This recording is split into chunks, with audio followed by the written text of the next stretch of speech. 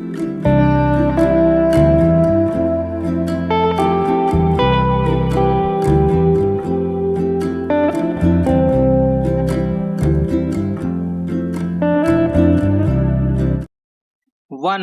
2, 3 start. न्याय का संबंध सामाजिक व्यवस्था से है और उसका सरोकार जितना व्यक्तिगत अधिकारों से है उतना ही समाज से भी है। न्याय हमेशा विधि के अनुसार और नैतिक होना चाहिए। साथ ही न्याय करने हेतु एक न्यायिक तंत्र होना चाहिए जो उचित अनुचित का निर्णय कर सके। यही सभ्य समाज की पहचान होती है। लेकिन दुर्भाग्य से आजकल हमारे यहाँ समाज में भीड़ के द्वारा न्याय करने की बात ज्यादा देखी जा रही है, जो कि भारत की छवि को धूमिल कर रहा है।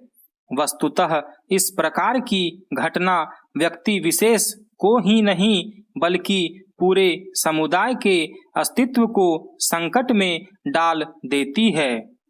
मॉब लिंचिंग सामूहिक नफरत से जुड़ा एक ऐसा अपराध है जिसमें एक अनियंत्रित भीड़ द्वारा किसी दोषी को उसके किए गए अपराध के लिए या कभी-कभी अफवाहों के आधार पर बिना अपराध किए उसे उसी समय सजा दी जाती है अथवा पीट पीट कर मार दिया जाता है। मॉब लिंचिंग में लिंचिंग शब्द संयुक्त राज्य अमेरिका से आया है। लिंचिंग शब्द का अर्थ होता है किसी को दोषी करार देकर उसे बिना किसी कानूनी प्रक्रिया का पालन किए मृत्युदंड देना। लिंचिंग शब्द लिंच कानून से संबंधित है जिसे 1780 ईस्वी के लगभग संयुक्त राज्य अमेरिका के वर्जीनिया निवासी विलियम लिंच के कुकृत्यों के बाद गढ़ा गया। विलियम लिंच एक न्यायाधिकरण बनाकर तथा स्वयं न्यायाधीश बनकर बिना कानूनी प्रक्रिया का पालन करते हुए आरोपियों को मौत की सजा सुनाता था।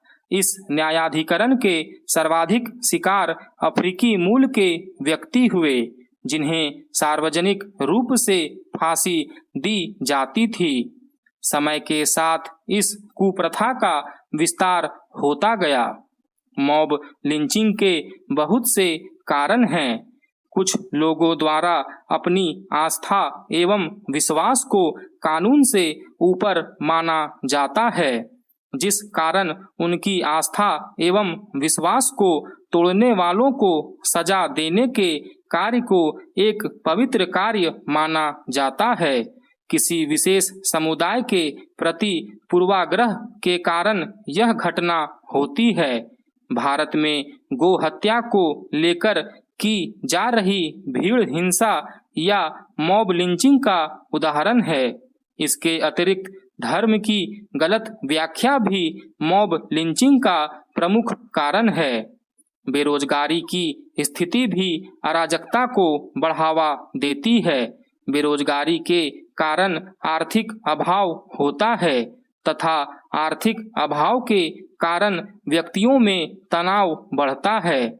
यही तनाव हिंसा की संभावना को बढ़ाता है।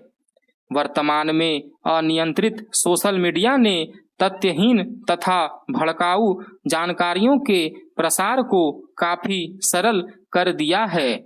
सोशल मीडिया के कारण एक छोटी सी घटना को राष्ट्रीय स्तर पर ला दिया जाता है, जिस कारण संबंधित जाति या संप्रदाय उससे जुड़े जाते हैं। इस तरह धीरे धीरे किसी घटना या विषय को लेकर एक भीड़ तंत्र का निर्माण हो जाता है।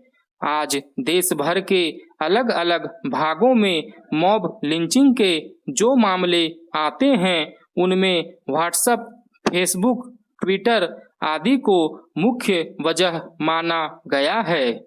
मॉब लिंचिंग के कारण आज बहुसंख्यक और अल्पसंख्यक समुदाय के बीच अविश्वास बढ़ता जा रहा है। एक संप्रदाय के लोग दूसरे संप्रदाय को संदेह की दृष्टि से देखते हैं और अवसर मिलने पर बदला लेने हेतु भीड़ को उकसाते हैं। मॉब लिंचिंग से समाज में हिंसा तो फैलती ही है, साथ ही हिंसा से पीड़ित परिवार को मनोवैज्ञानिक एवं आर्थिक दबाव भी झेलना पड़ता है। कट्टरपंथी एवं चरमपंथी संगठन इस तरह की घटनाओं से बने माहौल से लाभ उठाने लगते हैं। इस प्रकार कहा जा सकता है कि मॉब लिंचिंग समाज एवं राष्ट्र की छवि को धूमिल कर देती है, साथ ही इससे विकास की वृहद संकल्पना पर प्रश्न चिन्ह उठता है। मॉब लिंचिंग की बढ़ती घटनाओं को देखते हुए सुप्रीम कोर्ट ने संसद से मॉब लिंचिंग के खिलाफ एक सख्त कानून बनाने को कहा है। सुप्रीम कोर्ट के अनुसार कोई भी नागरिक स्वयं में कानून नहीं बन सकता। लोकतंत्र में भीड़ तंत्र की अनुमति नहीं दी जा सकती। साथ ही न्यायालय ने सभी राज्य सरकारों को सख्त आदेश दिया कि वे संविधान के अनुसार काम करें। सर्वोच्च न्यायालय ने सरकार को सोशल मीडिया पर भड़काऊ भाषण, संदेश तथा वीडियो इत्यादि को लेकर भी निगरानी करने का निर्देश दिया है। वर्तमान में भारत में मॉब लिंचिंग जैसी घटनाओं से निपटने के लिए विशेष कानून नहीं है।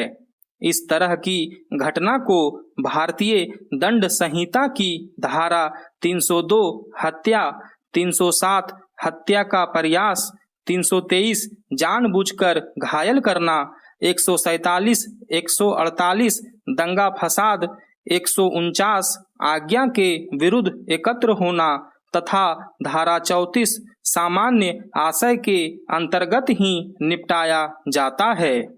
इसी प्रकार CRPC की धारा 223 ए में भी इस तरह के अपराध के लिए बेहतर कानून की बात तो की गई है, लेकिन स्पष्ट रूप से कुछ नहीं कहा गया है। भीड़ द्वारा की गई हिंसा की प्रकृति और उत्प्रेरण सामान्य हत्या से अलग होते हैं, परंतु इसके बावजूद भारत में इसके लिए अलग से कोई कानून नहीं है, जिस कारण आज सख्त कानून बनाने की आवश्यकता है। मॉब लिंचिंग को रोकने हेतु कुछ उपायों को अपनाया जा सकता है। इससे निपटने हेतु त्रिस्तरीय रणनीति अपनानी चाहिए। पहले स्तर पर निवारक उपायों को अपनाकर ऐसी घटना को रोकने का प्रयास करना चाहिए। दूसरे स्तर पर हिंसा के तुरंत बाद इस पर आवश्यक कार्रवाई कर इसके प्रभाव को शिथिल किए जाने का प्रयास करना चाहिए। फिर अंतिम स्तर पर दोषियों की पहचान करके उन्हें दंडित किया जाना चाहिए। मॉब लिंचिंग को रोकने हेतु प्रशासनिक सूचना तंत्र को मजबूत करने की आवश्यकता है। सरकार, मीडिया, गैर सरकारी संगठन, समाज के जिम्मेदार लोगों का यह दायित्व होना चाहिए कि समाज में जागरूकता अभियान चलाया जाए और मॉब लिंचिंग से संबंधित संभावित खतरे से लोगों को सचेत किया जाना चाहिए। मॉब लिंचिंग को रोकने के लिए सोशल मीडिया पर नियंत्रण की अति आवश्यकता है। इस प्रकार यह कहा जा सकता है कि मॉब लिंचिंग समाज को अंधा बना देती है। किसी भी व्यक्ति या समाज को किसी की हत्या या पीटने का अधिकार नहीं है। भले ही न्यायिक प्रक्रिया लंबी हो, लेकिन इससे किसी को यह अधिकार नहीं मिल जाता कि वह समानांतर प्रणाली बनकर न्यायिक कार्य करने लगे।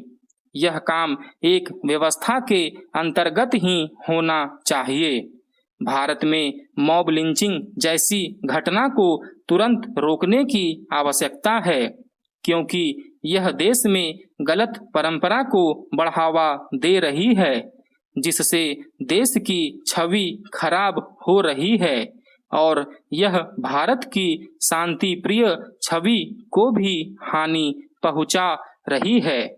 स्टॉप।